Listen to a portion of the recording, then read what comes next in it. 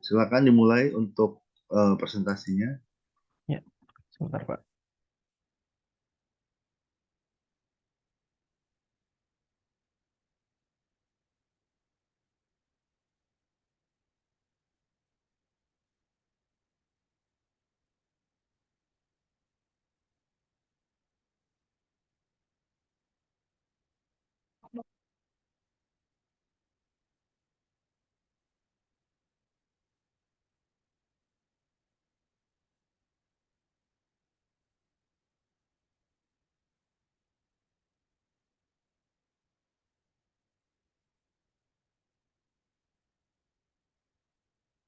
Ya,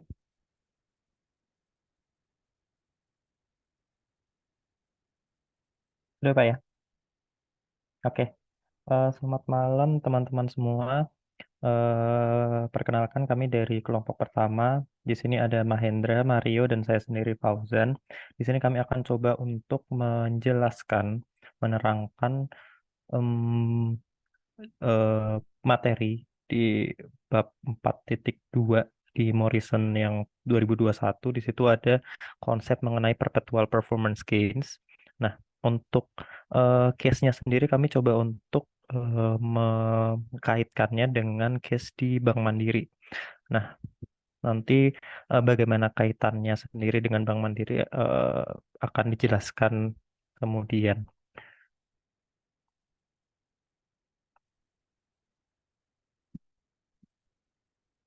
Bentar.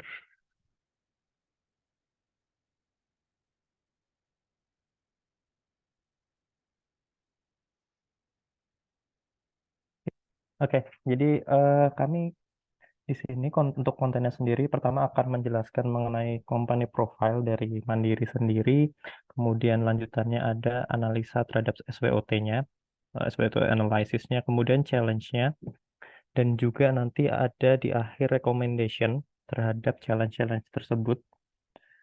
Um, Next-nya, nah untuk company profile Bank Mandiri akan saya jelaskan di part saya. Sedikit di sini ada brief history of Bank Mandiri. Jadi Bank Mandiri sendiri pada tahun 99 itu merupakan bank hasil merger antara 4 bank yang ada di Indonesia yang sudah existing sebelumnya. Yang pertama Bank Ekspor Impor Indonesia, Bank Dagang Negara, Bank Bumi Daya, dan juga Bank Pembangunan Indonesia. Jadi di keempat bank ini sebetulnya sebelumnya sudah eksis, sudah berdiri, namun kemudian dilakukan merger di tahun 99 yang membentuk namanya langsung Bank Mandiri. Jadi sejak tahun 99 sampai dengan sekarang tidak ada perubahan nama dari Bank Mandiri. Nah, kemudian di tahun 2002 di sini sudah masuk mulai ke IPO sampai dengan sekarang. Jadi sejak tahun 2002 ini sudah di listed ya sebagai perusahaan terbuka. Kemudian di tahun 2018 ini Mandiri menerapkan new culture. Jadi culture yang ada di perusahaannya itu dirombak, dirombak menjadi lebih apa ya, lebih lebih eh, terbarukan dibandingkan dengan culture-culture sebelumnya yang relatif sedikit kuno gitu ya. Ini terlepas dari eh, sebetulnya ada kaitan juga dengan eh, kultur akhlak juga ya BUMN, tapi sebetulnya di internal Mandiri sendiri itu sebenarnya sudah ada beberapa kultur-kultur yang melekat sebelumnya. Nah, di sini di tahun 2018 secara organisasi, secara employer, Mandiri ini mendapatkan salah satu dari eh, 500, jadi ada 500 companies around the world sebagai World Best Employers in 2018 by Forbes. Nah, kemudian di tahun 2021 ini juga jadi salah satu bentuk milestone bagi Mandiri ada launching Living ya. Living ini kan aplikasi digital mobile banking yang sampai sekarang digunakan oleh Mandiri, Bank Mandiri. Ini menjadi salah satu milestone untuk transformasi digital. Jadi transformasi digital di tahun 2021 sampai dengan sekarang dan bisa dibilang sebenarnya untuk mobile banking Bank Mandiri sendiri itu menjadi salah satu yang cukup lengkap dibandingkan dengan kompetitor yang lain. Kemudian nextnya, ini terkait dengan vision, mission, and value-nya. Jadi untuk Mandiri itu vision-nya adalah to be your preferred financial partner. Sangat singkat tapi tepat sasaran bisa dibilang visinya itu. Jadi jelas apa yang ingin dicapai Mandiri adalah menjadi financial partner. Bagi siapa? Itu bagi seluruh masyarakat bisa, bagi corporate bisa gitu ya. Jadi itu adalah visinya. Kemudian misinya menyediakan solusi perbankan digital yang handal dan simple. Simple ini jadi salah satu poin yang di underline yang menjadi bagian hidup nasabah. Jadi em, solusi perbankan digital ini jadi salah satu misi yang memang dicanangkan oleh Mandiri dan penerapannya pun juga menggunakan aspek eh, simple ya, jadi simple gitu. Eh, eh, Solusi perbankan digital yang sederhana.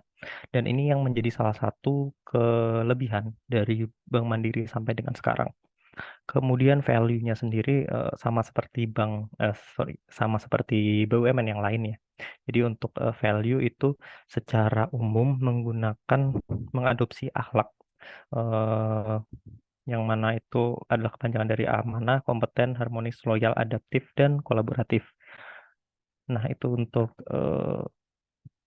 visi misi dan nilainya, dan ini menggambarkan seberapa besar sih koneksi atau jaringan dari Bank Mandiri. Jadi per Desember 2022, jadi di sini ada satu head office, kemudian ada 138 ya branch office atau KCU. Kemudian untuk KCP-nya supporting branch itu ada 2000 sekian, 2226. ATM ada 13.000 sekian. Nah, subsidiary entities ini ada 15 ini termasuk anak perusahaan dan juga cucu perusahaan. Jadi kayak misalkan Aksa Mandiri, Mandiri InHealth dan lain-lain. Terus, nah ada juga 7 kantor cabang di overseas. Baik ini apa kantor cabang ataupun kantor representatif bentuknya. Kemudian untuk produk, nah produk sendiri ada berbagai macam dan ini terus mengalami perubahan seiring dengan berjalannya waktu. Pertama ada savings yang masuknya seperti kayak falas, deposit atau tabungan seperti biasanya perseorangan gitu ya, atau loan kayak loan untuk UMKM, KPR, terus kredit kendaraan, ada juga kredit card untuk personal maupun untuk corporate, investment and insurance ini kayak Aksa Mandiri, terus Ori, Reksadana dan segala macam. Dan untuk digital banking ini contohnya adalah melalui aplikasi Livin atau juga e-money yang sekarang juga jadi salah satu kelebihan dari Bank Mandiri. Nah, kemudian untuk selanjutnya adalah SWOT analisisnya akan dilanjutkan oleh Mas Mahen ya. Baik, terima kasih Mas Fauzan.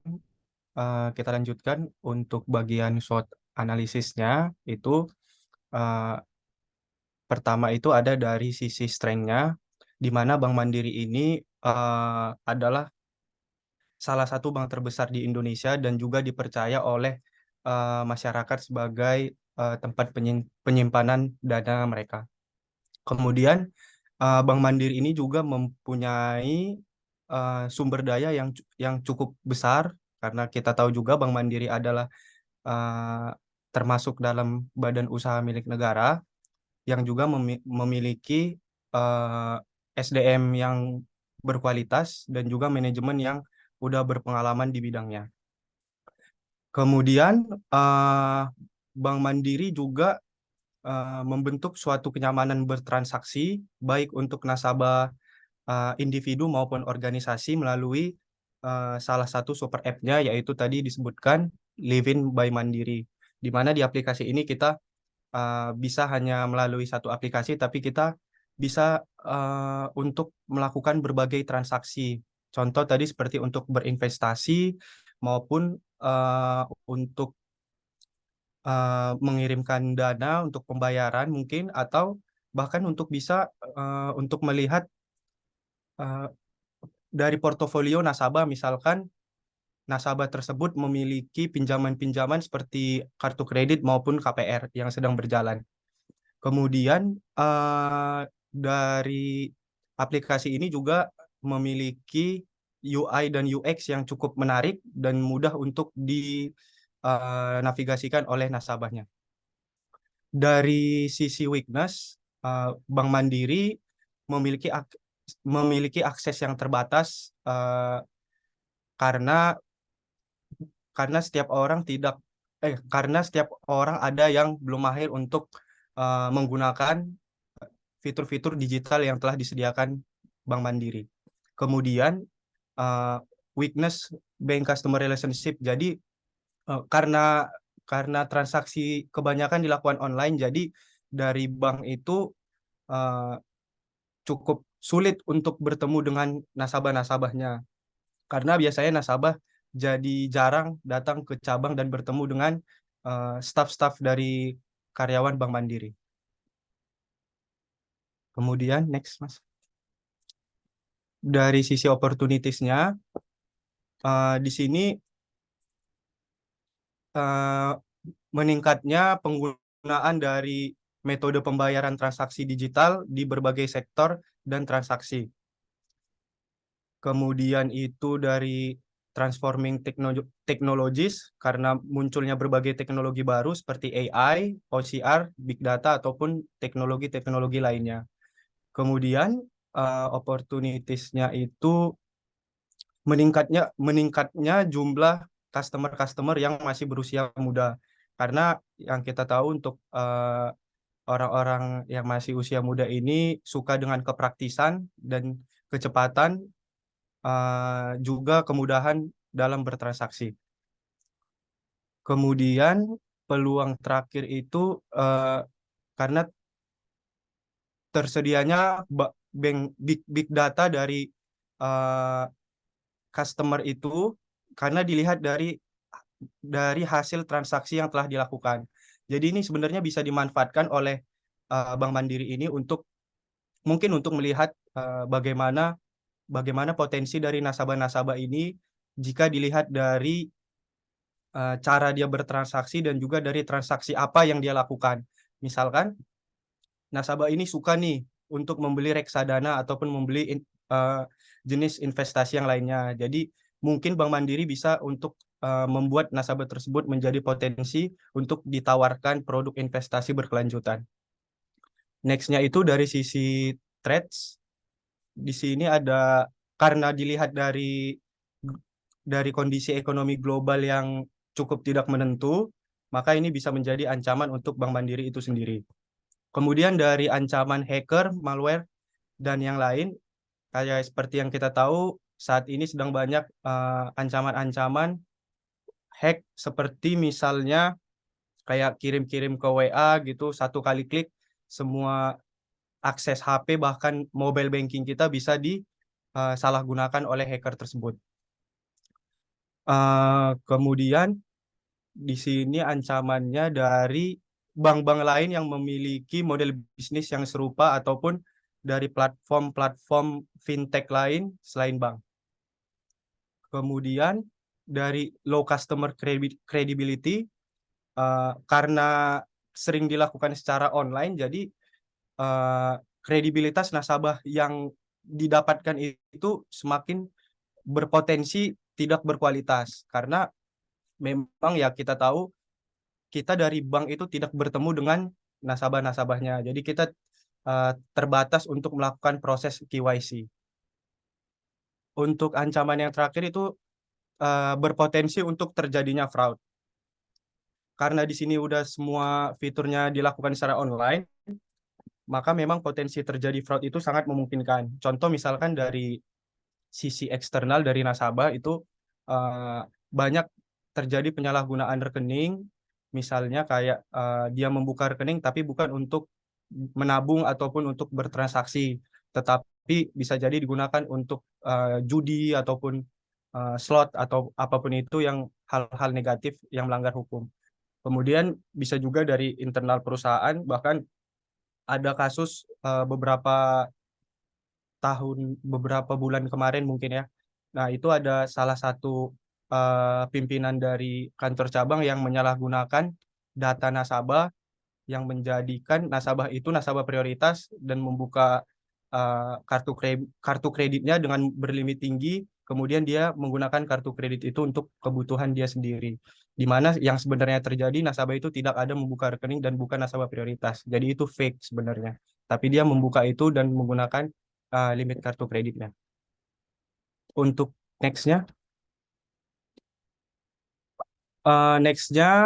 untuk rekomendasi strategi berdasarkan hasil analisa SWOT di atas tadi,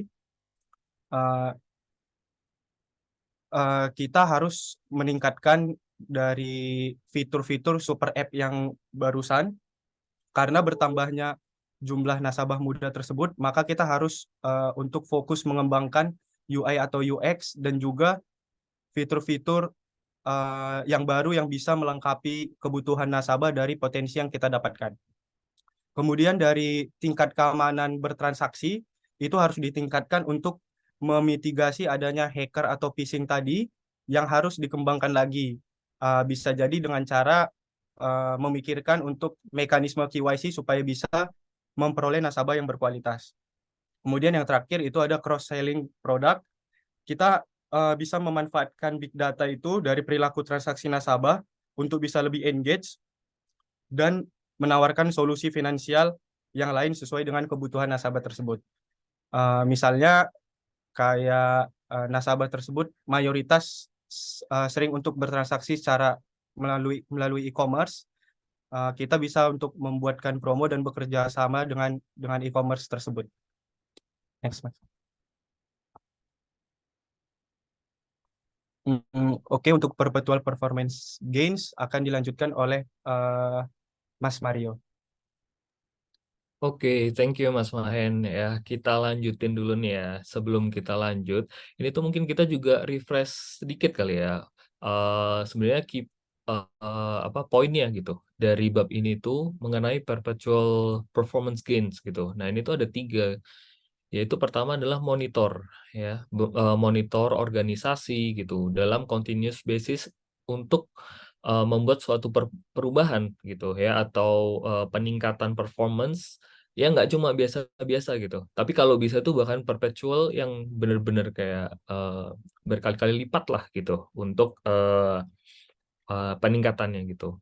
Nah, untuk yang kedua, kalau misalnya diperlukan itu juga selalu mencari gitu bagaimana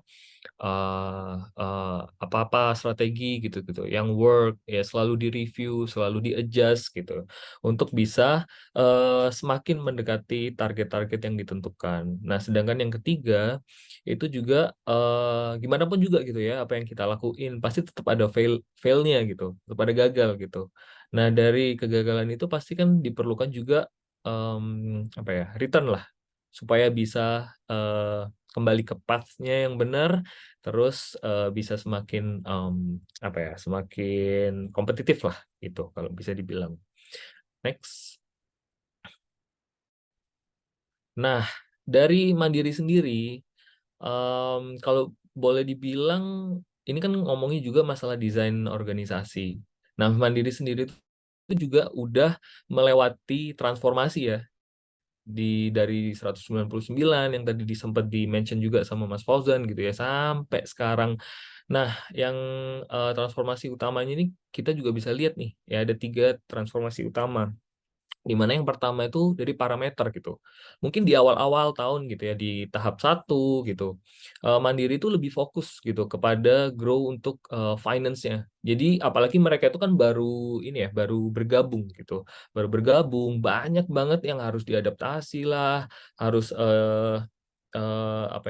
tetap di-maintain gimana supaya tetap grow secara finance-nya itu secara baik dulu nih gitu kan, karena baru dibentuk, jadi mau nggak mau tetap harus survive dulu nih gitu. Nah, terus yang kedua, transformasinya itu lebih fokus kepada gimana maintain-nya, gimana maintain konsistensinya gitu, gimana fokus terhadap progres. Jadi kayak setiap tahun itu tuh harus melakukan progres gitu. Nah, sedangkan yang ketiga itu tuh melihat opportunity gitu. gimana sih bisnis transformation-nya. Transformation-nya ini juga nggak mengarah cuma ke ini ya, mengarah ke produknya aja gitu. Tapi gimana secara bisnis keseluruhan gitu, yang ada di dalamnya gitu, internalnya. Em, Apalagi ini ya, SDM-nya gitu, human resource-nya gimana mengelolanya, supaya target-targetnya itu dicapai. Next. Nah, isu yang pengen banget kita highlight juga, sebenarnya apa ya? Mungkin kelompok kita itu tuh lebih memilih mandiri, bukan karena mandiri itu jelek gitu, enggak. Justru kayak dari mandiri ini, itu tuh kayak kita tuh udah lihat mandiri itu udah bagus gitu sebenarnya. Maksudnya perjuangannya di mereka dari progresnya ya, dari dulu sampai sekarang itu tuh sebenarnya udah sesuatu yang baik banget gitu. Bahkan sampai mereka pun punya target gitu. Untuk di tahun-tahun ke depan mereka tuh bisa jadi bank terbaik ketiga gitu di ASEAN. Walaupun sekarang mereka tuh masih di posisi 7 gitu. Nah, digital transformasinya ini, seperti yang tadi saya mention juga, itu tuh nggak cuma produknya, nggak cuma inovasinya. Percuma kita melakukan produk, melakukan inovasi gitu. Tapi kalau misalnya marketnya nggak sesuai gimana? Kalau capability dari internalnya sendiri nggak sesuai gimana? Nah, itu tuh yang perlu dilihat juga, perlu dimonitor juga gitu. Dari bab ini tuh kita juga diingetin tuh, gimana monitornya, gimana melakukan mempunyai gain yang nggak cuma biasa-biasa aja gitu, tapi benar-benar gain yang membawa Mandiri itu bisa jauh gitu ya, lebih baik lagi. Dan itu kalaupun misalnya diperlukan adjustment, ya why not gitu. Terus apa ya? Next. Nah, ini tuh mungkin dua hal yang mungkin ini mungkin lebih ke diskusi juga sih. Jadi kalau misalnya yang kita observe juga gitu, kalau untuk mandiri mungkin itu kita juga bisa melihat gimana kalau misalnya nantinya lebih bagus gitu ya. Karena kalau sekarang kan pasti objektifnya lebih ke transformasi yang digital. Tapi gimana kalau misalnya tahun-tahun selanjutnya, apakah digital transformation itu tetap relevan gitu di tahun-tahun berikutnya? Kan belum tentu. Nah, ini tuh selalu ada room for grow gitu. Nah, untuk room for grow-nya ini dalam hal teknologi juga gitu. Seperti yang disampaikan teman-teman tadi juga, kalau Mandiri kan sekarang udah digital teknologi gitu. Nah, tapi kan digital teknologi sendiri aja sebenarnya itu juga pesaingnya banyak gitu ya. Sekarang kan juga banyak bank-bank yang base-nya juga digital, bahkan belum tentu ada physical ininya juga gitu, physical apa sih, retailnya juga gitu. Nah, itu tuh juga menjadi hal yang bisa bisa bisa bisa dikembangkan itu secara teknologi ataupun implementation-nya gitu, strategi-strateginya gitu. Dan yang pastinya juga harus diperkuatnya sama human resource gitu. Nah, yang kita juga mau highlight itu kalau Mandiri gitu udah bisa sampai sejauh ini, yang kalau kita pikir-pikir ya itu pasti juga gimana pun juga ada mindset gitu. Nah, mindset dari SDM-nya sendiri pun itu juga perlu dibangun gitu. Kalau bisa sebisa mungkin memiliki mindset yang similar gitu, dengan tujuannya pun juga yang sama. Jadi secara karakternya pun juga bisa, kalau bisa similar sih, supaya lebih apa ya, secara flow kayak gitu-gitu tuh lebih mudah juga. Dan yang pastinya itu ownership juga gitu. Nah, kalau misalnya dari internalnya sendiri aja ngerasa apa ya, ya udah kerja di Mandiri cuma kerja-kerja doang gitu. Tapi maksudnya nggak ada yang kayak gue tuh bukan dari bagian dari Mandiri gitu supaya lebih gede lagi gitu. Nah, itu kan juga susah juga. Nah, itu gimana, itu challenge-nya tersendiri juga tuh, gimana cara mempertahankan human resource-nya juga gitu.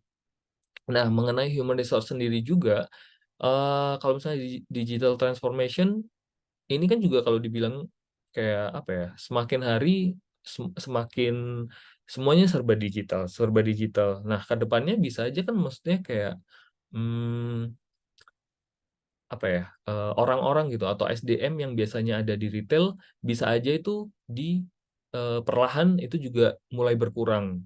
Nah, itu gimana juga cara maintain-nya juga gitu. Secara operasional kita juga bisa, maksudnya harus melihat juga apakah mereka nantinya akan dipindahkan atau apa ya, lebih ke mungkin akan ada divisi-divisi baru juga, dan itu kan juga harus dipikirin juga gimana maintain-nya gitu supaya SDM-nya sendiri pun juga bisa bekerja semaksimal mungkin juga, walaupun dengan agility yang tinggi juga gitu, karena bisa aja nih nanti ada produk baru lagi, secara struktur organisasinya bisa aja berubah, harus ada beberapa divisi yang harus di-adjust, yang jadi misalnya habis dari divisi ini sekarang harus dipecah atau bahkan harus digabung gitu. Nah, itu tuh juga perlu didukung juga tuh dengan human resource dan teknologinya juga ya, supaya gimana pun juga seperti yang tadi kan dibilang kan akhlak ya, ada kolaborasi juga. Nah, kolaborasi ini pun juga harus ada kolaborasi dari internal gitu. Nah, gimana cara mereka juga berkomunikasi secara integrasi. Nah, itu kan juga perlu dipikirkan gitu. Jadi perlu ditingkatkan lebih lagi gitu. Next. Nah, ini reflection yang kita juga bisa ambil ya. Jadi kayak monitor strategi ya yang diimplementasikan itu tuh nggak cuma continuous aja, nggak cuma sekedar continuous aja, kita nggak cuma berjalan secara continuous, tapi lebih kepada perpetual. Kalaupun misalnya ada failure, ya udah kita lihat akarnya di mana sih. Dan itu juga kita pun juga bisa mendefine apa ya, strategi-strategi baru yang mungkin bisa aja gitu ngebawa Mandiri pun juga lebih baik, dan celebrate gain ya, no pain no gain. Gitu ya, sekian presentasi dari kelompok kami. Kalaupun misalnya ada apa ya, diskusi lah dari teman-teman atau bahkan mungkin apa ya, feedback ya, mungkin ada beberapa part yang mungkin kita juga like. Karena basically kita bertiga pun juga nggak ada basic banking gitu sebenarnya ya.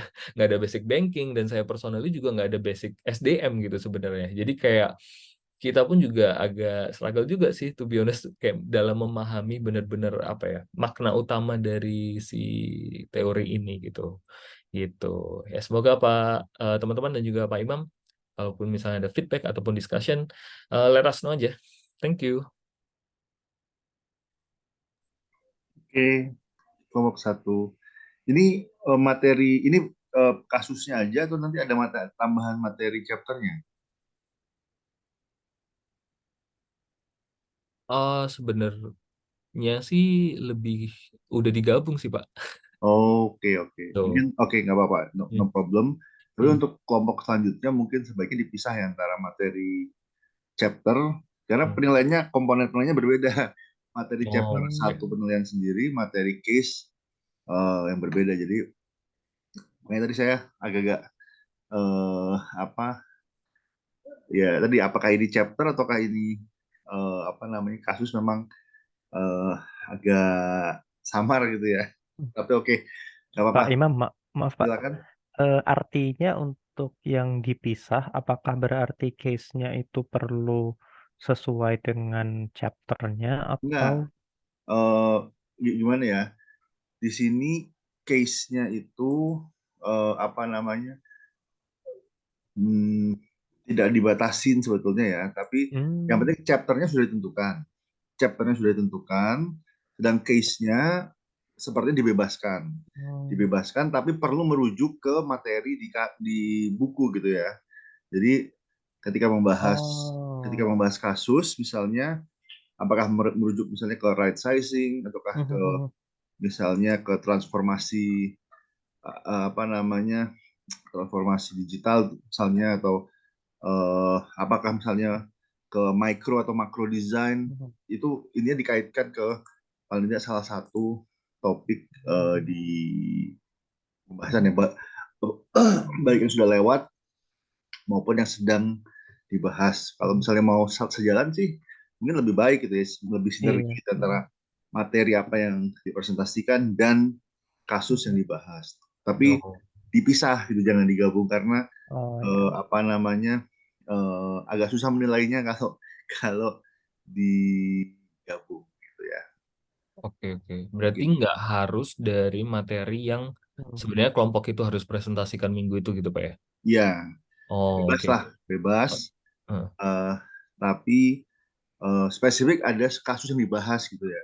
Hmm. Jadi misalnya mandiri nggak masalah gitu. Hmm. Tapi apa misalnya tentang transformasi digital di Bank Mandiri misalnya, mungkin perlu lebih jelas timelinenya dan kemudian kayak goals apa yang ingin dicapai oleh transformasi tersebut. Kemudian kalau bisa outcome-nya seperti apa outcome yang sudah misalnya before and after gitu ya. Apa sih yang sebenarnya yang sudah berubah gitu kan. Itu menurut saya masih agak kurang jelas dari uh, presentasi yang barusan disampaikan. Jadi lebih ke umum aja, lebih ke pembahasan Bank Mandiri secara umum. Tapi kalau kita kembali ke materi, sebetulnya tentang transformasi yang disebutkan itu apa gitu yang baru, apa yang berbeda. Dan tadi kalau dikatakan berhasil, apa indikator berhasil? Jadi saya buat masih banyak yang bertanya-tanya gitu ya. Dari presentasi teman-teman ini, dari Bank Mandiri ini ya sebagai objek kasus ini sebetulnya apa mungkin dari mikro dan makro desainnya juga masih bisa diekspor gitu ya. Kemudian dari sisi perubahannya pun juga masih bisa diekspor sebetulnya apa yang berubah. Tapi tadi sekali lagi kita masih sambil belajar ya. Jadi mungkin kita buka sesi tanya jawab aja. Kemudian ini ada satu pertanyaan dari siapa ini? Dari Mas Arif ya. Tapi kita buka juga teman-teman. Mungkin ada juga yang mau bertanya secara langsung. Atau dijawab dulu mungkin pertanyaannya Mas Arif dari kelompok satu.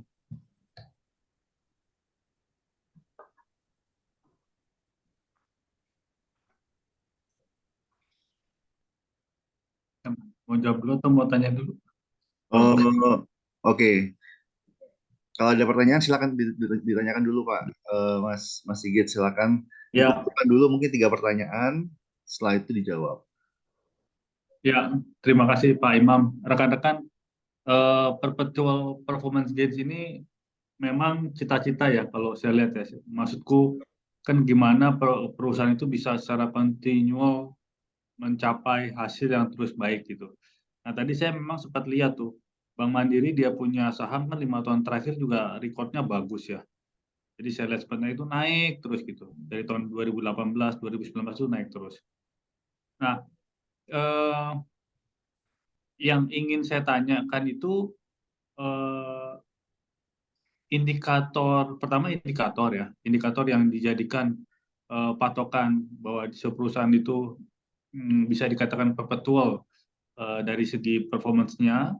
Kemudian yang kedua, secara spesifik di Mandiri ini yang membuat dia bisa seperti itu seperti apa sih?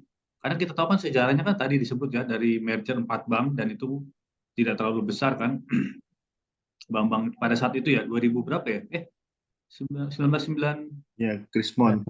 Chris ya 97-an ya. Ya, kemudian dia bisa menjelma dan tadi apa yang menyebabkan dia bisa bisa turnaround sampai sebegitu bagus itu untuk Bank Mandirinya dari segi organisasinya. Itu aja ada 2 pertanyaan rekan-rekan. Terima kasih. Terima kasih Mas Sigit, ditampung dulu ya kelompok Ya, Pak. 1. Ini terus sepertinya ada satu lagi Mas Hafid ya. Jadi mungkin kelompok 1 mungkin saya buka breakout room, kemudian kelompok 1 bisa mendiskusikan sebentar. Saya buka breakout room di kelompok 1 aja, bisa bergabung dengan breakout room, kemudian bisa mendiskusikan pertanyaan ya. Jadi di sini ada pertanyaan dari tadi Mas Sigit, Mas Arif, dan Mas Hafid. Jadi mungkin silahkan kelompok 1 berdiskusi, menjawab pertanyaan. Nanti akan dibuka sesi kedua, 3 pertanyaan lagi dari teman-teman yang mungkin yang bertanya. Silahkan.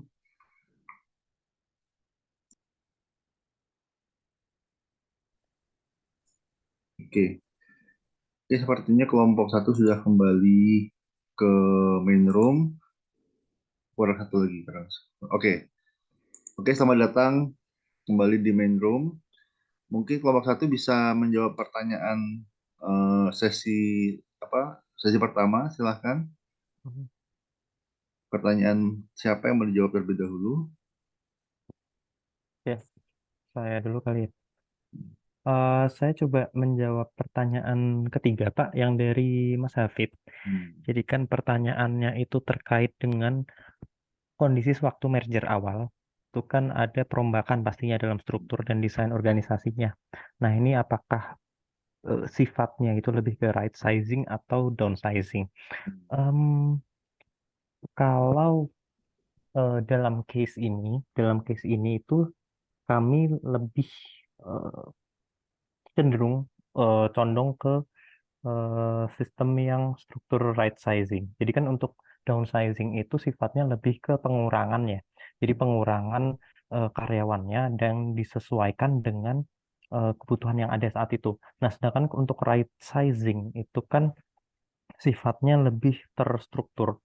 Jadi terorganisir memang berapa kebutuhan yang sebenarnya dibutuhkan, kemudian role yang dibutuhkan itu apa saja, dan jadi size-nya itu memang sudah diperhitungkan secara kebutuhan, bukan hanya dikurangi saja dari downsizing. Nah, untuk right sizing sendiri ini sifatnya akan lebih sustain. Jadi memang berdasarkan dengan kebutuhan, ini sifatnya juga long term untuk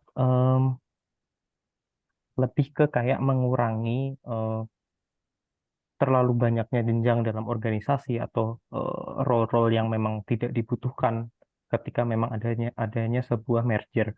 Nah, untuk Mandiri sendiri juga pada saat itu sifatnya relatif lebih right sizing dibandingkan dengan downsizing. Jadi pengurangan karyawannya itu tidak berdasarkan unit-unit yang tidak penting gitu aja sih. Tapi per role-nya gitu juga. Ya, Dan mungkin itu mau nambahkan sih.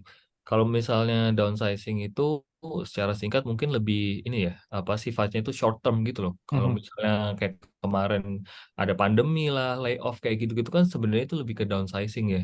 Jadi kayak ngekat pegawai yang ya udah di momen itu aja gitu.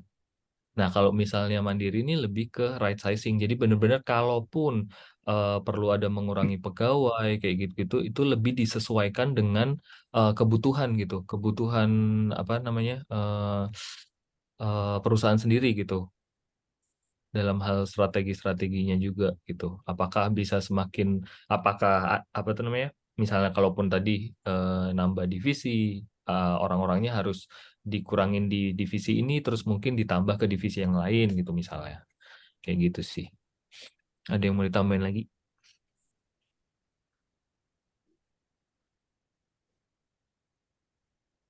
Oke, gimana Mas Hafid? Hafid deh. Ya sih, mungkin Kalau nggak tambahan setuju aja silakan sih. ya, challenge nggak apa-apa. Tidak harus sepakat gitu. Sekarang harga saham Mandiri berapa saya per hari ini?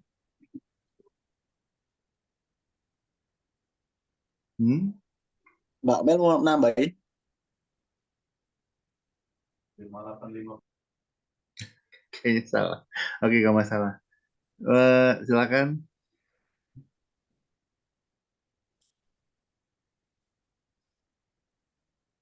Mungkin tambahan dari saya aja Pak, terkait dengan tadi ya, dari kelompok 1 kan mengatakan bahwa kemungkinan besar dilakukan dengan lebih optimal dengan right sizing. Pertanyaan saya mungkin tambahan aja sih, ini kan terdiri dari 4 perusahaan yang menjadi satu artinya merger. Nah, otomatis kan di situ ada kultur yang berbeda, budaya yang berbeda, ataupun struktur, pasti adalah struktur mayoritas ataupun utama yang akan memimpin nantinya. Nah, mungkin pandangan dari kelompok 1, teman-teman kelompok 1 gitu ya, struktur mana sih untuk yang paling bagus dari keempatnya, apa dipilih salah satu atau mengkombinasikan semua yang ada, strukturnya, budayanya, kulturnya, sehingga menjadi mandiri seperti saat ini. Memang ada nih satu perusahaan yang memang punya power paling besar ya, di struktur tersebut, yang dia justru mengatur ya udah ikut aja lah biar lebih praktis dan lebih mudah untuk diimplementasikan. Mungkin pertanyaannya tambahnya di situ. Oke. Gimana kelompok 1? Memang mungkin saya kasih sedikit caveat ya, bahwa mergernya Mandiri itu kan udah 20 tahun lebih ya, 25 tahun lah. Jadi udah sangat lama sekali. Jadi Mbak Asam kan sudah pensiun yang kena merger. Apa namanya, betul ya. Jadi kita juga ketika menebak-nebak proses mergernya, kita juga mungkin informasi udah sangat jauh di masa lalu ya. Jadi mungkin kita juga nggak bisa dengan akurat memutuskan atau menyimpulkan ya gimana prosesnya. Apakah mungkin ya, saran saya untuk kelompok untuk semua kelompok ya, ketika ketika memilih fokus kasusnya, sebaiknya melihat ke yang lebih riset lah ya. Jadi kalau untuk Mandiri ini sebaiknya yang baru-baru aja, yang sudah 25 tahun lalu mungkin agak susah kita membangun kasusnya ya, untuk menganalisis prosesnya juga mungkin sudah informannya udah banyak yang pensiun, kemudian informasinya juga mungkin udah nggak tersedia lagi mungkin website-website banyak sudah sudah nonaktif dan seterusnya ya. Tapi masih ingat saya waktu itu ketika Krismon ya, jadi situasi krisis, kemudian ada masuk ke dalam BKPN nggak salah ya. Jadi intinya ada banyak bank lah ya, ada banyak bank yang kolaps, kemudian diantaranya mencoba diselamatkan dengan cara di merger. Dan ya mungkin kalau dikatakan right sizing pada saat itu karena kondisi krisis ya mungkin pertimbangannya nggak punya waktu untuk mempertimbangkan dengan terstruktur sebagaimana konsep right sizing yang ideal ya. Jadi sebetulnya mungkin kita tahu bahwa yang ideal adalah melakukan right sizing, tapi seingat saya, kan saya juga masih SMA waktu itu. Masih SMA atau ya kelas 3 SMA atau baru kelas 3 SMA sih. Jadi seingat saya prosesnya itu memang emergency ya, dan ketika emergency kita nggak punya waktu untuk melakukan berbagai consideration, melakukan berbagai macam pertimbangan yang dibutuhkan untuk melakukan right sizing. Jadi mungkin saat itu yang paling optimal karena kondisi yang emergency ya itu adalah downsizing begitu. Kenapa? Karena nggak cukup waktu untuk melakukan right sizing, kondisinya krisis. Kalau nggak segera di downsize, collapse karena cash flow-nya terbatas ya. Jadi memang bukan kondisi ideal. Jadi kita nggak bisa, wah saat itu kondisinya, sekarang alhamdulillah sudah jauh lebih baik ya, udah menjadi bank yang besar gitu ya. Tapi pada awal pendiriannya Bank Mandiri itu mengalami krisis global ya. Jadi ya mungkin tidak banyak prosesnya yang tidak ideal gitu. Tapi itu 25 tahun yang lalu, dan mungkin saksi-saksi hidupnya juga sudah pensiun, atau mungkin yang sekarang menjadi pejabat mungkin belum menjadi anggota, belum masuk ketika hal itu terjadi. Jadi memang agak susah untuk dianalisis. Sebaiknya kita fokus sama yang lebih recent lah, lebih mudah untuk kita mencari datanya dan menjelaskannya. Ya. Oke. Ya, makasih banyak Pak Imam. Sebetulnya memang awalnya fokus kami itu memang lebih ke ini sih Pak, improvement yang terbaru ya, terutama di transformasi digitalnya tadi yang dijelaskan Mas Mario. Cuman ya memang kayaknya fakta bahwa ada proses merger di awal ini dari bank yang sifatnya mungkin nggak besar ya, tapi bisa sekarang ini menjadi salah satu raksasa juga dalam dunia perbankan, dalam industri perbankan ini kan juga, ya itu mungkin yang buat teman-teman juga menarik ya. Tapi itu sih agak mungkin perlu waktu dan ini juga sih untuk bisa dapat datanya yang lebih sesuai dan akurat. Oke. Mungkin bisa dijawab pertanyaan yang lain. dari Mas Arief dan Mas Sigit ya masalah. Ya Pak, saya mau coba jawab pertanyaan dari Mas Arief Benta Pak. Eh, Kalau menurut kita sih itu case-nya lebih ke makro karena kalau ke mikro karena kalau misalnya dia makro itu lebih ke flow secara keseluruhan struktur. Sedangkan kalau misalnya dia yang mikro itu lebih ke bagian-bagian kecil. Contoh misalkan yang di kasus ini itu kan sebenarnya yang bermasalah itu dari sistemnya. Karena ini begitu kita cari untuk case-nya, dia itu terjadi karena memang ada kesalahan dan error saat perpindahan dari core system ke backup system yang biasanya dilakukan secara rutin. Tapi untuk kali ini itu mengalami error sehingga menyebabkan 10% dari portofolio nasabah itu berubah gitu, Pak. Nah, ini kalau dari info yang kita dapat dari corporate sekretarinya Bank Mandiri, di sini dijelaskan kalau hal itu bukan fraud karena kalau misalnya hal itu fraud, kenapa ada saldo yang error itu malah bertambah bukan berkurang gitu. Nah, ini tapi pada saat itu langsung diselesaikan secara cepat kok Pak kasusnya. Oke. Ya, jadi memang lebih ke arah mikro ya memang ya.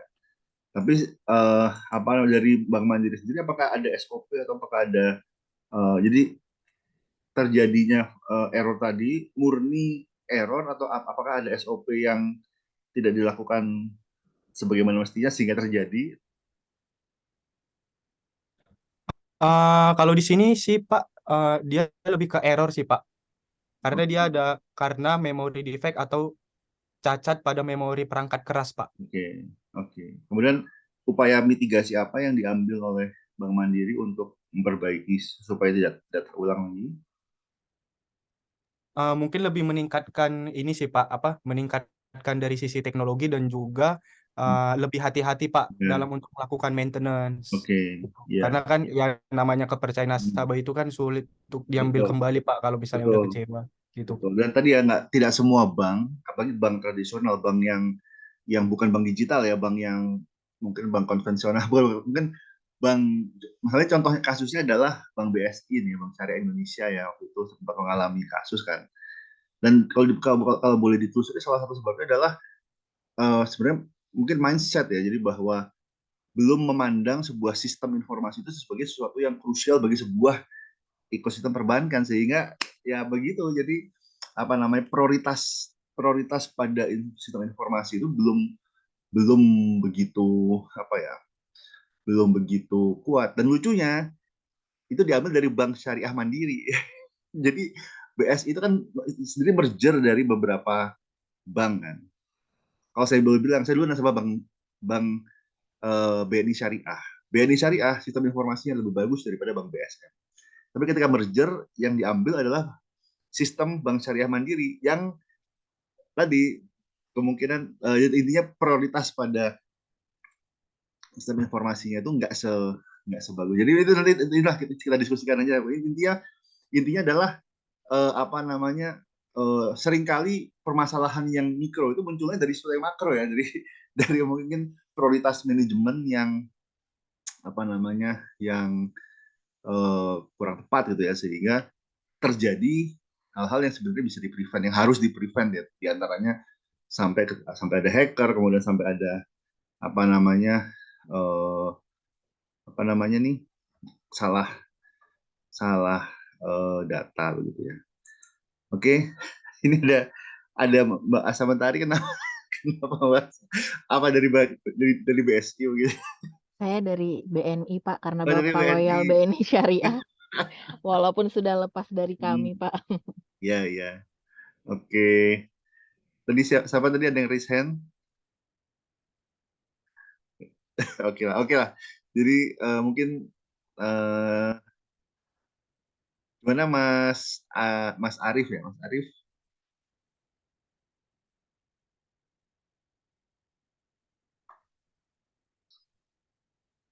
Oke, oke, oke. Jadi oke, dari Mbak Melisa ya, Mandiri Syariah ini lebih mature strukturnya. Oke, karena mature karena dia sudah memang berdiri sendiri ya. Sedangkan kalau Bank BNI Syariah masih menginduk dengan Bank BNI-nya. Jadi tapi BSM dengan ada gimana ya? Jadi mungkin kita udah kejadian ya. Tapi intinya adalah pentingnya infrastruktur informasi itu bagi perbankan gitu. Karena tadi ketika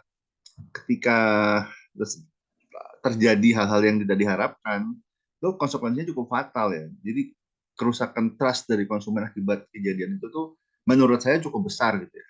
Cukup besar. Dan lagi kita sedang membahas tentang data driven organization kan. Apalagi jadi perbankan saat ini memang apa namanya yang non digital aja membutuhkan sistem informasi, apalagi perbankan yang digital gitu kan. Dan menarik juga teman-teman kelompok 1 yang membandingkan tentang tidak hanya Bank Mandiri saja, tapi melihatnya dari sudut pandang kompetitornya atau challengernya ya dari sisi perbankan digital banking gitu ya, yang apa namanya ya pasti lebih agile, lebih karena yang satu lahir di dunia yang non digital, kemudian ingin melakukan transformasi ke sistem yang digital, sedangkan yang satu sudah lahir di dalam lingkungan yang digital, sehingga pasti berbeda starting levelnya. Nah, itu menurut saya sangat menarik ya, bagaimana bank yang non digital keep up dengan pertumbuhan yang menurut saya cukup eksponensial ya dari perbankan, atau nggak hanya perbankan digital tapi juga fintech lah ya. Jadi banyak juga perusahaan-perusahaan startup digital di bidang finance yang mungkin mengancam gitu, kalau boleh dikatakan mengancam industri perbankan gitu. Paling nggak sebagian peran dari perbankan, nggak semuanya. Biasanya mereka lebih spesifik, nggak sebesar perbankan, tapi kayak misalnya Flip gitu misalnya, atau misalnya e-wallet gitu ya, itu boleh dikatakan mengambil sebagian peran tradisional perbankan. Nah, itu menarik tuh dibahas dari sisi transformasi digital Bank Mandiri. Jadi saya ingin nanti ketika ini kan nanti diperbaiki untuk disubmit di pertemuan terakhir ya. Jadi disubmit sebagai tugas akhir ya. Jadi teman-teman kelompok 1 dan lainnya masukan-masukan kita dari sini digunakan untuk memperbaiki kasusnya, dan kasus itu nanti akan disubmit di minggu ujian ya sebagai pengganti UAS. Nah, yang ingin saya lihat untuk kelompok 1 diantaranya melihat transformasi digital Bank Mandiri ini tidak hanya dari sisi tadi yang sudah dibahas, tapi juga tadi ada indikator yang jelas tadi seperti yang ditanyakan oleh Mas Sigit ya nanti. Kemudian juga melihat juga aspek regulasinya, aspek kompetisinya, itu termasuk dari makro environment lah ya yang harus di consider ketika melakukan transformasi. Karena perbankan itu adalah industri yang highly regulated ya, jadi nggak sembarangan kita bisa berinovasi. Inovasi pada perbankan harus selalu menginduk pada regulasi. Itu yang saya pahami ya. Karena kalau kita berinovasi tanpa batas, kita akan ditegur gitu oleh OJK gitu ya, atau oleh Bank Indonesia, ini kamu mengada-ngada gitu. Itu mungkin itu yang harus ditambahkan dimensi. Oke, Mbak Tati silakan. Ya, makasih. Selamat malam. Saya sebenarnya awalnya bingung ya Pak, karena nggak bahas materi dulu kan, tapi saya coba sebenarnya performance agency tentang apa. Tapi kalau saya lihat ini masih mengelaborate yang dari sebelumnya yang Bapak jelasin ya, bahwa kita itu boleh punya desain, kita merancang dari makro nurunin ke sampai mikro, diimplementasiin, tapi kalau salah nggak apa-apa gitu kan. Yang penting kita nanti bisa review lagi, analisa dan sebagainya. Saya berpikir berarti di proses kita berkembang itu tuh ada trade-off-nya, maksudnya ada yang kita korbankan gitu loh Pak. Sampai akhirnya jadi besar itu nggak tiba-tiba tujuan kita langsung berhasil ya kan Pak. pasti akan bolak-balik. Oh, ternyata nggak bisa nih kayak gini, rubah lagi kurang lebih kayak gitu seperti yang Bapak jelasin di pertemuan minggu lalu. Nah, yang saya maksudkan penjelasan tadi dari teman-teman kelompok satu, saya nggak lihat itu. Saya ngelihatnya justru perjalanannya si Bank Mandiri merger kok kayak smooth sekali ya. Apa itu mungkin? Rasanya tidak mungkin gitu kan. Eh, itu yang pertama. Maksud saya ada apa sih apa behind the story-nya gitu kan? Nggak mungkin kan dia tiba-tiba Ignatius Jonan juga bangun KI juga nggak semudah itu kan. Maksudnya ada behind story-nya juga diangkat maksud saya itu. Jadi saya kurang dapat nih perpetual gains-nya ini apa sih dari kejadian ini kurang lebih gitu. Apalagi eh, di kondisi Bank Mandiri sekarang sebesar itu pasti trafficnya lebih banyak lagi maksud saya gitu. Itu mungkin yang perlu dielaborate lagi itu yang pertama. Kemudian hmm, saya kelupaan lagi Pak yang kedua apa ya? Oke.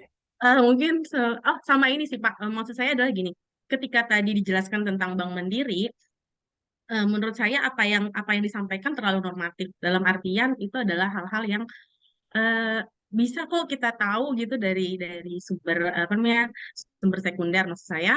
Ini kan kita lagi cerita tentang desain organisasi ya, tapi malah saya lebih nangkep ke strategi manajemen. Kebetulan kan ini baru banget kemarin ya Pak kita dapatnya, jadi saya twist banget di kepala nih, aduh tentang merger ya, aduh ini strategi ininya ya gitu kan.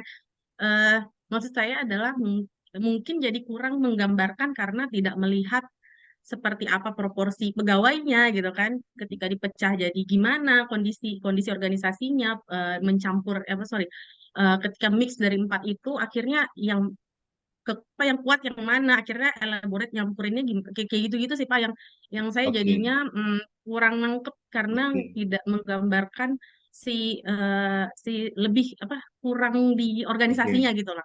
Ini lebih ke umumnya kurang lebih gitu sih.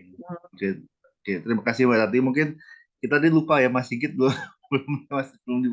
belum dijawab. Tapi itu nanti ada sedikit tadi ya tentang indikator. Jadi kan continuous perpetual improvement itu indikatornya apa yang di itu mungkin nanti bisa juga menjawab sebagian pertanyaannya Mbak Tati ya. Mungkin kelompok satu bisa menjawab pertanyaan Mas Sigit.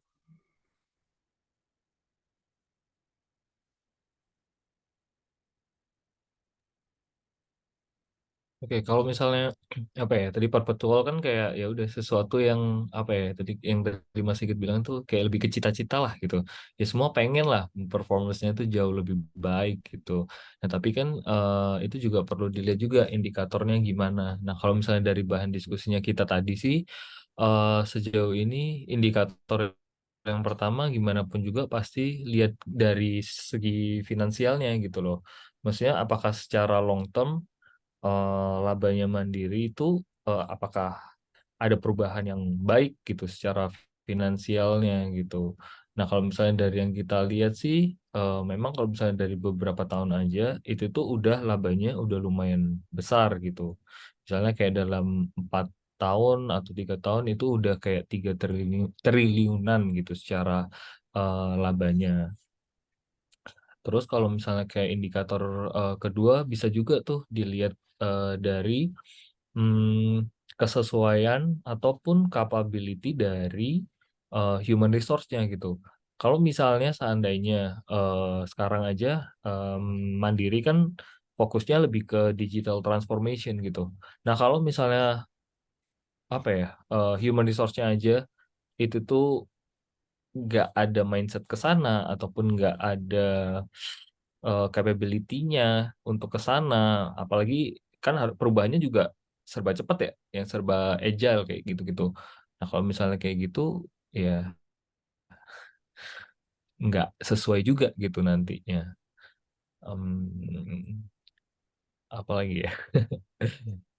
Selain keuangan ada indikator lain nggak? Dari keuangan sama SDM ya. Memang keuangan dari ujung-ujungnya duit ya.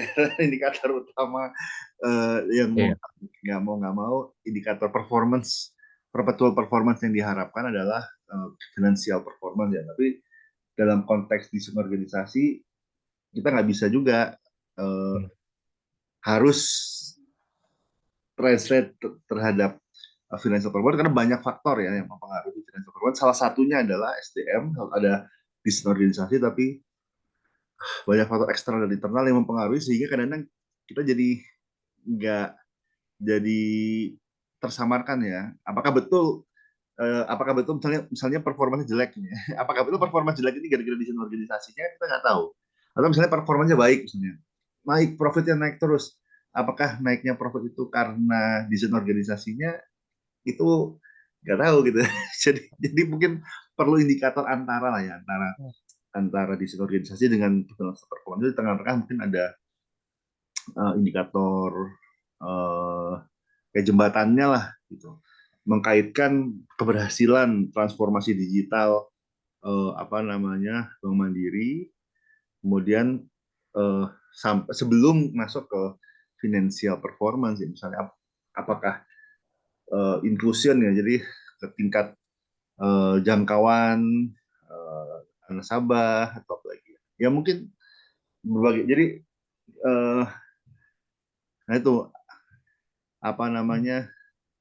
mungkin ada teman-teman yang mau mengusulkan sebaiknya apa nih yang harus menjadi Sebetulnya, ya. Sebetulnya bukan ini Pak ya, saya mau menambahkan sebetulnya bukan indikator keberhasilan ya, cuman apakah indikator proses monitoring ini sudah dilaksanakan dengan efektif atau belum gitu ya. Kalau di Morrison sendiri itu sebenarnya dijelaskan bahwa sebenarnya untuk organization performance itu nggak bisa dimonitor atau dicek itu secara occasional. Jadi kayak misalnya secara biasanya kan kayak annual atau quarterly atau kayak bulanan gitu ya. Itu aktivitas-aktivitas yang monitoring sifatnya occasional, sudah ditentukan dan ditargetkan. Nah, sedangkan sebetulnya tidak seperti itu. Jadi proses monitoring itu merupakan sebuah loop yang terus berjalan, yang dari proses analyze, design, plan, monitor itu ya, yang loop aktivitas itu untuk bisa menentukan sebuah feedback gitu. Nah, jadi dari loop itu ketika itu dilaksanakan dengan terus-menerus gitu ya, itu akan ketahuan ketika memang diperlukan sebuah perubahan yang sifatnya makro atau hanya mikro saja cukup. Nah, itu yang sebetulnya jadi unsur fokus dari perpetual performance gains. Jadi adanya proses monitoring secara terus-menerus ini. Jadi ibaratnya tanpa ada batas waktu atau periode tertentu yang ditentukan atau bahkan melihat adanya sebuah problem, itu proses monitoring bisa tetap terus dilanjutkan gitu. Jadi mungkin tambahannya di situ. Nah, kalau untuk di kasus Bank Mandiri sendiri, bagaimana implementasinya? Implementasinya Pak ya. Atau dengan belum ada data ya, Bu? Kalau belum ada data ya kita sampaikan ya, maaf. Belum ada data akan kita cari untuk nanti. Ini sebenarnya lebih ke hipotesa Pak ya, hipotesa aja nih. Nggak apa-apa, dugaan ya. Kalau sebetulnya bisa dibilang Living Mandiri itu Pak, super app itu ya, aplikasinya mobile banking itu sudah sangat relatif baik lah dibandingkan dengan aplikasi yang lain. Dan saya sih berani bilang bahwa pasti ini terus dilakukan monitor gitu untuk misalkan untuk proses operasional di sini, bahkan dari sisi SDM-nya, dari sisi informasi dan teknologinya gitu ya. Jadi baik itu secara sistem maupun secara SDM pun pasti akan terus dilakukan monitor sih. Kalau menurut saya ya. Betul ya. Memang saya setuju bahwa perpetual improvement itu membutuhkan perpetual monitoring. Kalau nggak ada monitoring ya kita nggak tahu apakah improvement kita berhasil, apakah masih apa yang perlu diimprove lebih lanjut. Memang harus membutuhkan monitoring, tapi kemudian tidak cukup berhenti di monitoring, yaitu adalah follow up ya. Gimana follow up kita kembali ngecek apakah rencana dijalankan dengan baik. Kalau misalnya nggak dijalankan dengan baik, maka harus ada corrective action untuk memperbaiki. Nah, ini ada dari Mbak Asa ya.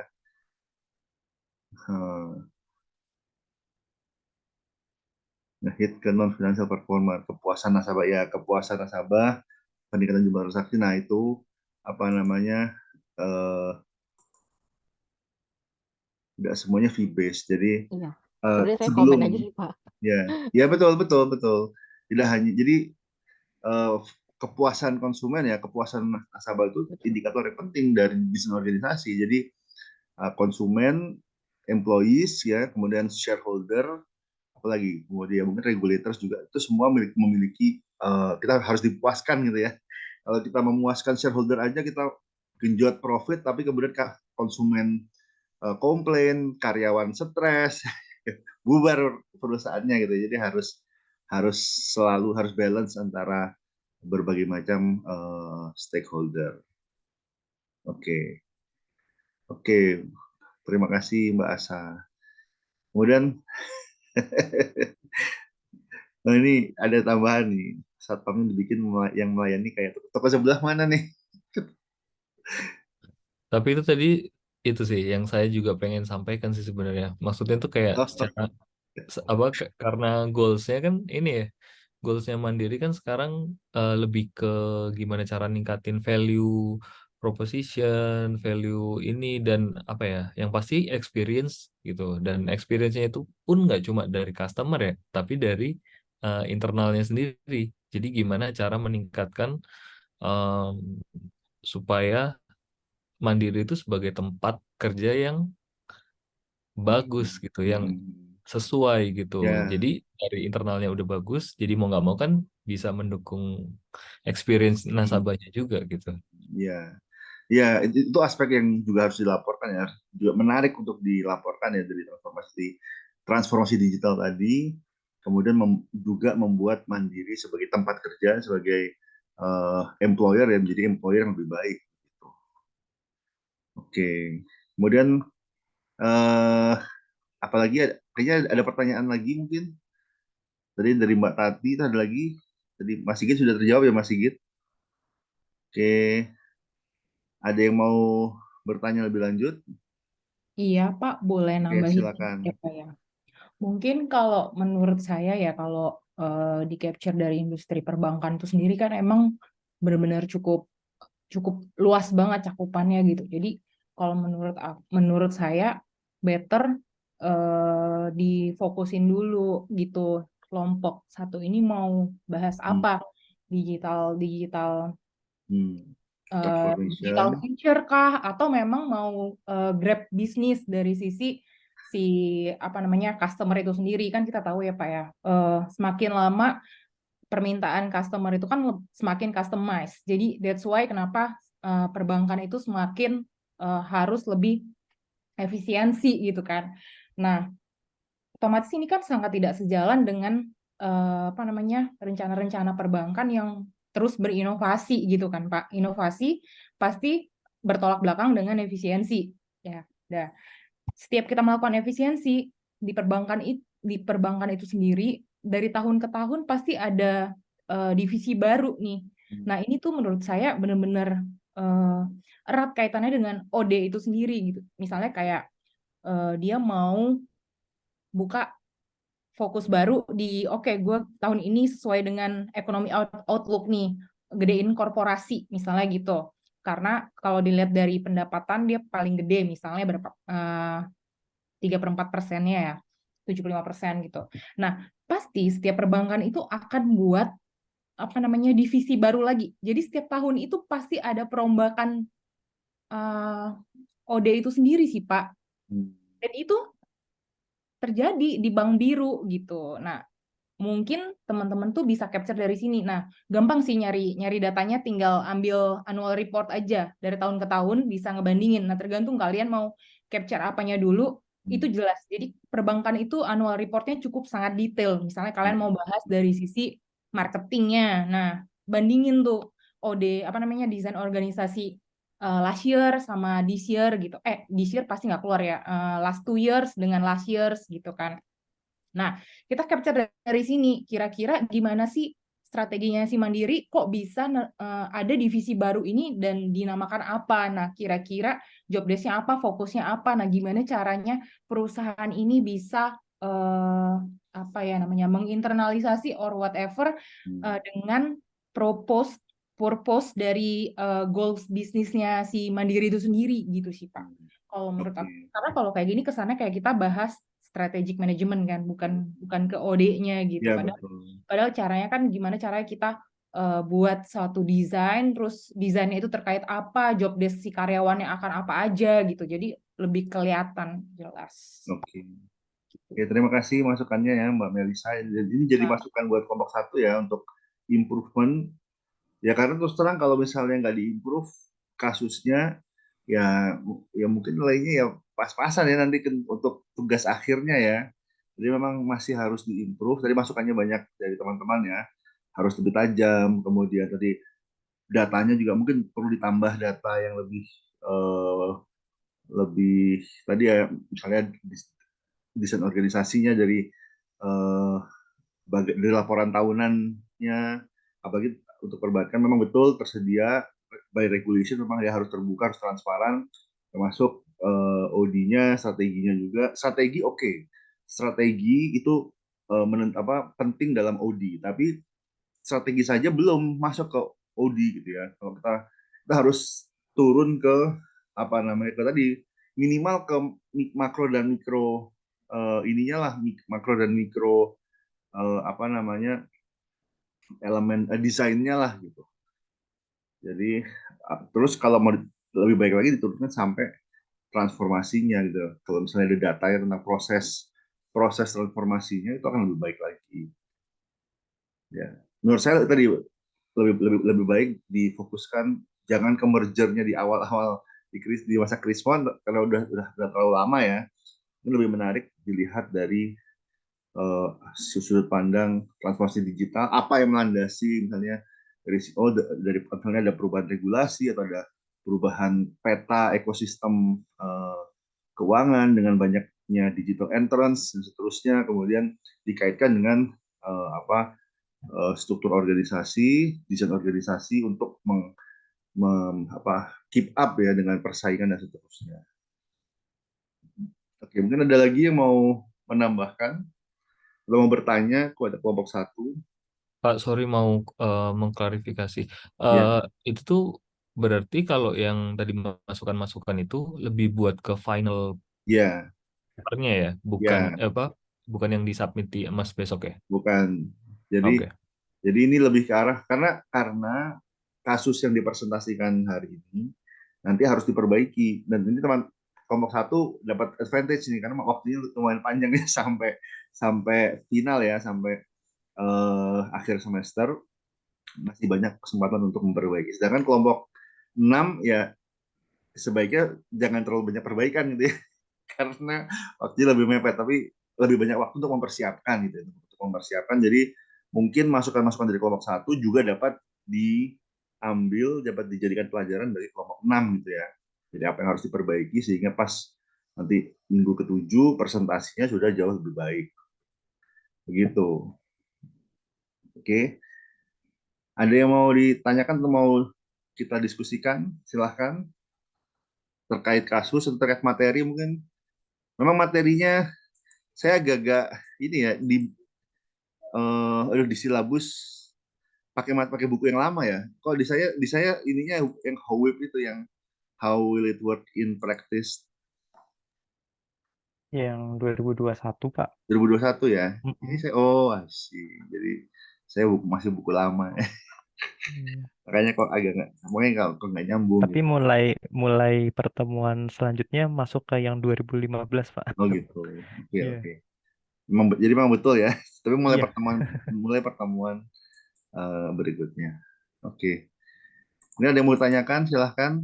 Tadi siapa yang mungkin ada yang mau bertanya kepada saya juga boleh, atau diskusi. Kita masih ada waktu cukup lama ya. Ya kalau udah selesai ya udah, nggak usah diperpanjang juga sih. Iya, Pak.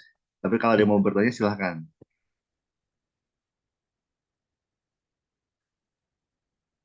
Nggak ada? Kalau gitu Terima kasih semuanya.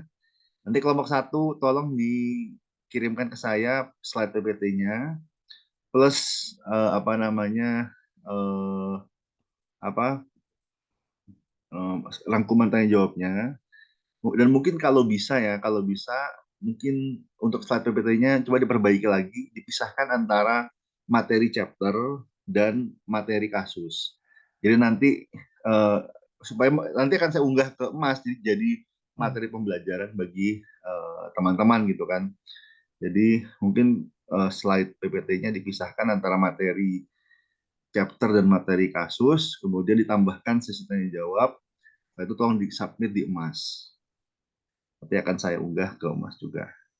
Oke, Em, gimana Mas? ditunggu sampai kapan, Pak? Ininya, Revisi. nggak buru-buru juga sih ya, mungkin sampai hari Sabtu, Jumat atau Sabtu. Oke, jadi supaya kalau bisa minggu depan sudah saya unggah gitu. Jadi, Pak, tadi pertanyaan saya udah direspon ya, Pak? oh, belum direspon ya? Wah, kacau nih gimana tadi. Apa pertanyaannya? Waduh. Saya kira feedback aja Mbak Tati. Tadi kelompok 1 dicatatnya pertanyaannya Mbak Tati. Tadi sih saya ini ya, lebih ke kok kesannya ini saya nangkepnya ya Mbak Tati. Nyambungnya lebih ke masukan sih tadi. Karena kurang melihat elaborasi terkait perpetual performance gains-nya dan secara histori itu kesannya kayak terlalu smooth gitu ya. Tadi kayak nangkepnya gitu sih. Terus tadi yang kedua Mbak Tati bilang ada yang kedua tapi lupa. Soalnya yang kedua yang kalau perpetual itu kan udah sih dari materi yang minggu lalu ya ini jelaskan Pak Imam itu kan kita ngelihatnya bahwa perjalanan ini kan panjang ya. Terus di tengah itu pasti banyak problem, kondisi bisa berubah jadi nggak relevan lagi yang rencana di awal dan sebagainya. Nah itu nggak kebaca tuh di yang tadi.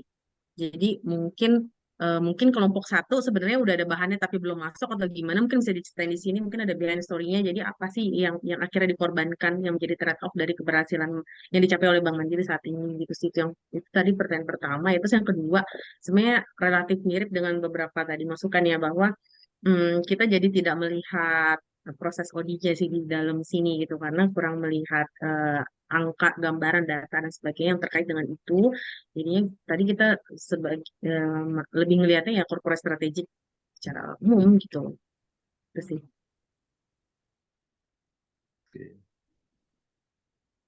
Oke, jadi yang pertama pertanyaan, yang kedua masukan kan? Ya, betul. Yang pertama, ada nggak behind the story atau informasi yang mungkin belum disampaikan dalam bentuk presentasi tapi sudah diketahui oleh teman-teman tentang intinya bahwa transformasinya tidak sesmooth yang kita kira ya. Karena tadi justru kalau sesuatu itu sangat smooth malah mencurigakan, ini jangan. Ada apa nih kok terlalu smooth gitu ya? Karena biasanya something that can go wrong will go wrong gitu ya. Jadi jadi contohnya aja tadi dari yang pertanyaan yang ada error ketika melakukan updating data, itu aja udah tanda bahwa sebenarnya nggak sesmooth itu gitu. Mungkin ada proses-proses yang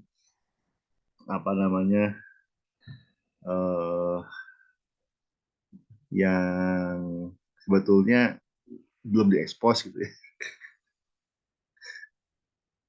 Gimana kelompok 1?